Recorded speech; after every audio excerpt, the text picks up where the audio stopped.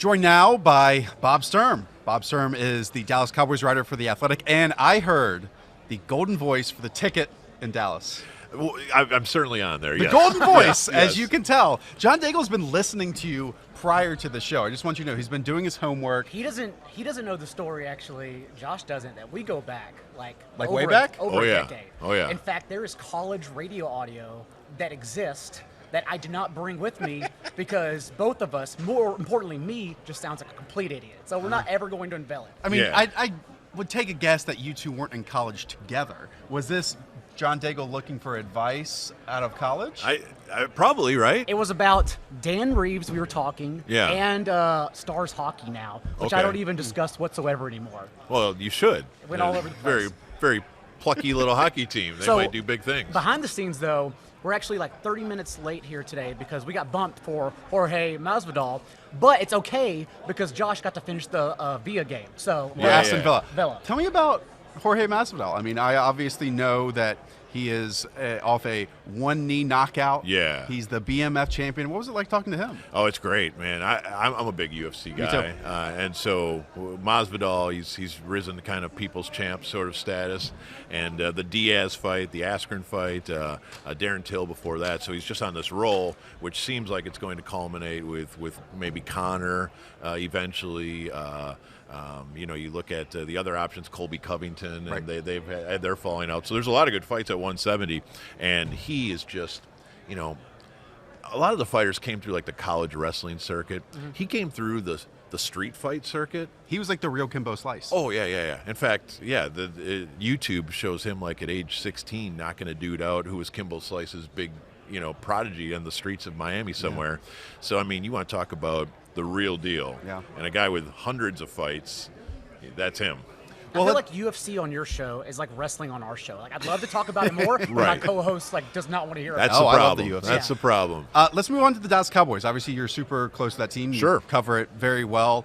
It's been an eventful offseason for the Say the Dallas least. Cowboys. Look, this is a team that had a plus 115 point differential Right. last season. Myself, I won't speak for others, pointed a lot at the head coach and coaching decisions as a determining factor for this team to not make the playoffs despite as good of an offense and in some places defense. Right.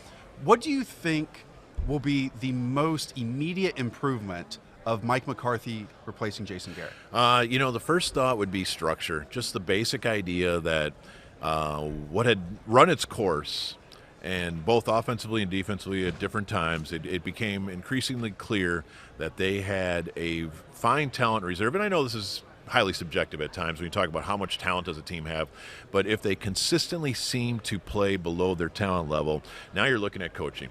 Now you're looking at, are we too simple on defense? Are we too easy to play against? And on offense, are we weighting things improperly to optimize success? I mean, that's the basic idea, is you're looking for efficiency on both sides of the ball, and you're looking to put your guys in a position to succeed.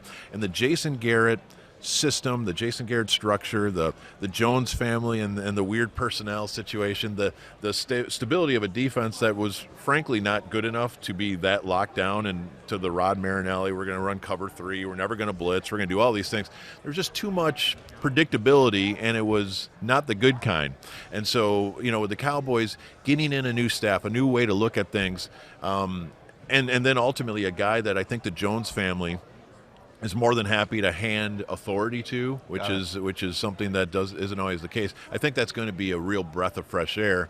We'll see how long it holds, but there is a feeling like this is the first actual legitimate hire since Bill Parcells. Interesting. Among all the changes, I was kind of shocked to see Kellen Moore stay. Yeah. So now, and who knows what's happening there. I've heard he's going to stick around and do play calling, Right. but we've also seen Mike McCarthy's play calling tenure and him not giving Yeah. it up whatsoever. Right. So how do you think this offensive changes next year, if at all? Well, I mean, Whose fingerprints are on it? great question, and I think they looked at last year and they saw, you know what, this offense was so good statistically in so many categories, it would be crazy to just nuke it and start all over again. So you don't want Dak going from Linehan to Kellen Moore to Mike McCarthy. So they wanted some level of stability. The big deal, though, is you just wish you could reorganize, do would Mike McCarthy, for instance, still authorize a Zeke Elliott contract? Because once you pay that much for a running back, you've pretty much shown your cards on how your offense is going to look. Yeah. When he signed that pen to paper, he had handcuffs on. Yeah. He knows what he's dealt now. Yeah, and so, I mean, there's obviously ways to do it. The Cowboys still, I think, have ties all the way back to the 90s Cowboys, kind of feeling like they could rebuild Emmett and that line with Zeke and this line and kind of funnel everything that way.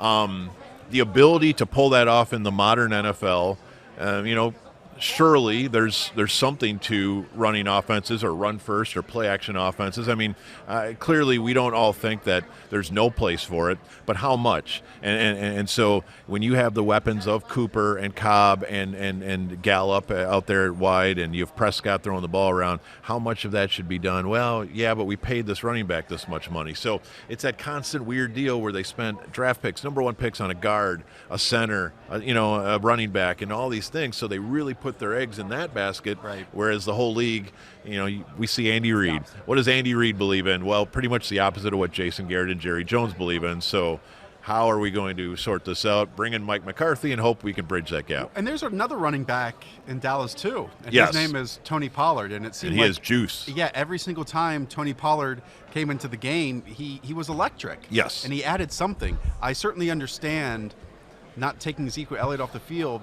From your read, what did the Cowboys think of Tony Pollard heading into the season, think of him during the season, and maybe what the goal is to have him in the future? Well, entering the season, I'm pretty sure they thought it was good insurance if Zeke were to hold out. I don't know that they ever planned on him holding out for very long because the Cowboys don't really toe a strong negotiating line. They always pay their guys, especially if they really like him, and they love Zeke. So Pollard, when he started showing what he could do in preseason, there was an idea like, man, they got to get him on the field. They got to find a place for him. Yeah, but you just got Randall Cobb in here, and you got these three receivers, and you got Jason Witten back, and you got Zeke, and you can only put 5 skill guys on an offense at the same time with your quarterback. So how does Tony Pollard fit in? The fact of the matter is you got to get your playmakers on the field. You got to find a place for them. And too many times in 2019, Tony Pollard was a spectator, especially in those road games and especially in the games the Cowboys lost. I mean, there's a correlation in almost every case. Now, Pollard was not perfect. That fumble in Philadelphia certainly didn't help things in Week 16. But overall, every time he played, good things happen, and yet they're like, yeah, but we got Zeke. And yes, you do, but you got to figure out how to use all your pieces. Once again, you go to San Francisco, you go to Kansas City, you go to these teams that find a way to have specific plans for all their talented players, and it's not every week, but most weeks they find a way to get the most of their players, and that's what they got to do with Pollard. Pollard's too good to have him watching the game. We discussed all their free agents they have this upcoming offseason, and I would like to actually just quickly go one by one, just get your thoughts on all of them. The important ones anyway, starting with Dak, who I'm sure we're in agreement they're bringing back. They're absolutely bringing him back, and I assume they're going to get an extension done, but I think they thought they had one week 1, and it disappeared. Amari, I have to believe, once again, they will keep him. Now, in what fashion do they use? They have 2 tags this year, like everybody, and so the franchise and the transitional, and they want to get extensions done. But this is where it gets close. But I'm almost positive Amari's in the plans. And the second half of his season, his performance, at least left the awkward. question mark open. Yeah. Yes. Byron Jones, because that's the one. How do we fit all these pieces in? And I don't know how Byron Jones fits. Yeah. He's very, very good, to a point where he's going to get offers that are substantial, and you want to run a different type of defense now, and you want to emphasize takeaways, like who doesn't, and you want to blitz more. So does he fit, and can you pay a guy before he kind of proves he can play in your new system? And if not, are you spending a first on a corner, and then are you just running in place? So that's an interesting one too. We'd love to have 10 more minutes with you, but we can't. We are going to play a game before we finish. We haven't asked you at all It's a wacky radio bit. about the game on Sunday. Yes, so sir. in order to do that, I'm going to ask you to pull a piece of paper out of this. $8 pail, yeah. All right. We got it at a tourist shop. Yeah, one of those super tacky tourist shops that everything hiked up by sell $20. belts, by the way, I looked. So can you read that aloud? Answer the question for us. What happens first, guys? 49ers score points or the 49ers punt? It's So how on do you to think the answer. Okay, so it's a question for me. It Yeah, is. it's on you now. Okay. I kind of like 49ers punt there. I kind of think that this game And by the way, for some reason, after doing a lot of my work, and I got more work to do, but I really like the Chiefs in this one. Do you? And I don't know if that's where everyone's headed, and maybe that's not a very original take at all. It's been but about 50-50 up here is so it? far. Okay. Clearly the 49ers have proven their worth, but I think it's going to take them out of their personality a little bit on Sunday, and I assume that a punt seems to be the more likely there. But in the general sense of the game, clearly the idea is for the Chiefs to put enough pressure that the 49ers get out of their offensive personality. It's interesting. I mean, 2 weeks to prepare for Kyle Shanahan with an opening drive script. Yes. I don't know if I would put it past him to punt on that first drive. But if anyone's going to succeed in that moment, I think Kyle Shanahan has shown he can do that this year. Absolutely. Bob, thanks so much. Really appreciate you joining us. It was a real pleasure, guys. Hi, I'm Mike Tirico, and thanks for watching. Make sure to hit subscribe for the latest news and highlights from NBC Sports.